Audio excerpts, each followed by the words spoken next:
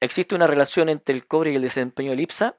La respuesta es un rotundo sí, y basta con ver este gráfico. Este es un gráfico que publiqué hace un tiempo atrás y que muestra en negro el desempeño del IPSA en dólares entre el año 2001 y julio del año 2019. Y se compara con la línea roja, que es el desempeño del cobre. Visualmente podemos ver claramente que existe una estrecha correlación entre ambas, por lo tanto podemos inferir que el driver sigue siendo, o sea, que el cobre sigue siendo un driver importante para el desempeño de la bolsa local. La pregunta es ¿por qué sucede esto? Si viendo la bolsa, viendo la composición del IPSA, no vemos empresas que produzcan cobre. La respuesta la puedo encontrar en varios datos que son bastante decidores de por qué existe esta estrecha relación. De partida, de acuerdo a varios informes, en los últimos 20 años la minería del cobre ha aportado en promedio con un 10% del PIB. ¿Ya? De hecho, la UDE en su último estudio económico realizado de Chile, realizado el año 2018, dice que el valor agregado de la minería como porcentaje del PIB entre el periodo 2010 al 2016 es de un 11%, de los cuales el cobre contribuye con un valor bruto agregado de un 9,8%. O sea, para nadie es un misterio, es una novedad la importancia del cobre para el desarrollo económico chileno. Pero aparte de eso, existe un efecto multiplicador. Por cada 100 dólares que la minería de cobre aporta directamente, otros 36 dólares son generados indirectamente en algún tipo de actividad relacionada. También se estima que las empresas proveedoras de la minería representan 20.000 millones de dólares, lo cual es una cifra bastante relevante. Y el efecto multiplicador no solamente tiene que ver con producción, con crecimiento, sino que también alcanza al empleo.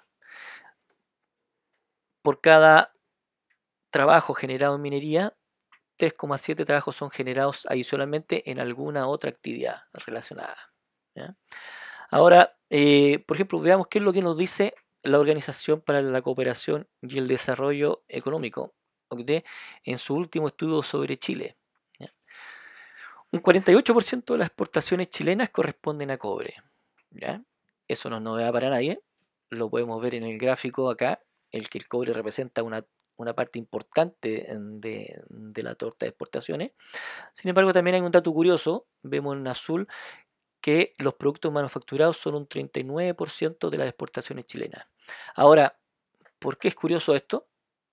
Porque el mismo informe nos dice que casi la totalidad de las exportaciones chilenas son de recursos naturales o bien son de productos manufacturados con mano de obra poco calificada.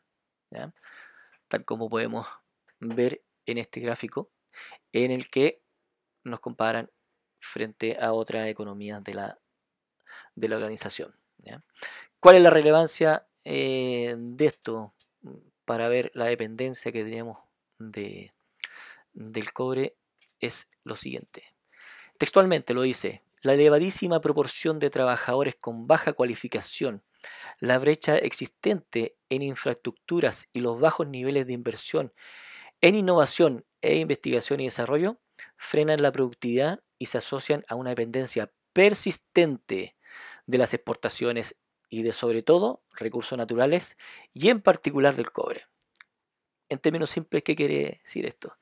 Que mientras Chile no genere exportaciones de manufacturas con valor agregado relevante, vamos a seguir siendo dependientes del cobre. Y que por lo tanto, la principal referencia para los inversionistas extranjeros va a ser el precio del cobre. Y eso lo podemos ver en los siguientes datos. El mismo informe nos publica este gráfico en el que vemos en línea marrón abajo, nos muestra el déficit de cuenta corriente de Chile a partir del año 2011.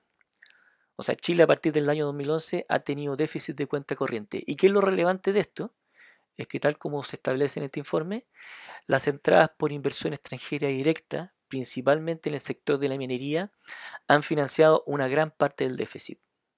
Es decir, nuestro déficit de cuenta corriente ha sido financiado en gran parte por inversión extranjera en minería. Y cuando hablamos de minería, sabemos que prácticamente estamos hablando de cobre. Lo siguiente nos muestra una relación entre el precio del cobre y la inversión real. En verde, el precio del cobre; en azul, la inversión real. Existe una estrecha relación entre el precio y la inversión. Por lo tanto, y lo establece también el mismo informe, el descenso de los precios del cobre ha reducido la rentabilidad de la industria minera, ralentizando así la inversión.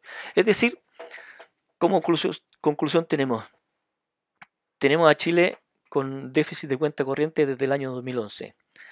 Esto ha sido financiado en gran medida por inversión extranjera directa relacionada con la minería, relacionada con el cobre. Pero esa inversión extranjera directa tiene como referencia, y está demostrado en el gráfico anterior, el precio del cobre. O sea, a medida que el precio del cobre sube, hay inversión extranjera directa. Si el cobre baja, la inversión extranjera directa baja.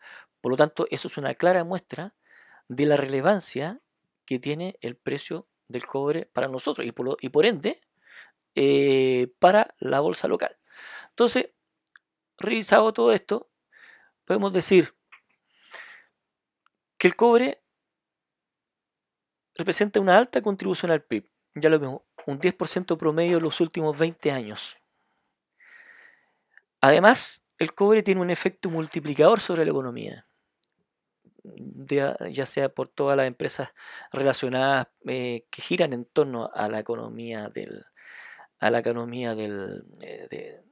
minería del cobre. De hecho, se establece que justamente las regiones donde es intensivo la minería en cobre, el PIB per cápita de esas regiones es muy superior al resto de las regiones. O sea, este efecto multiplicador es bastante claro.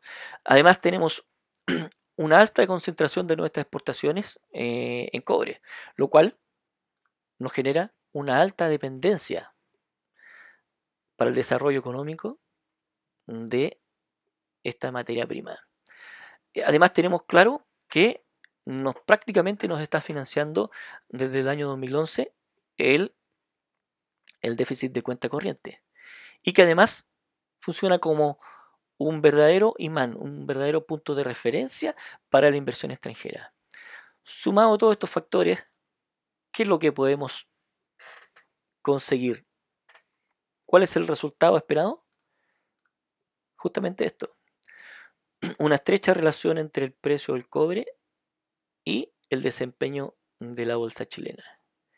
Entonces, cuando nosotros escuchamos y vemos que alguien nos habla de algún tipo de efecto que podría generar alguna causa especial en la bolsa chilena, uno tiene que pararse y detenerse y decir: ya, pero ¿qué pasa con el precio del cobre? ¿Cómo funcionará? Considerando ese factor, eso sería invertir inteligentemente. Eso es todo. Muchas gracias.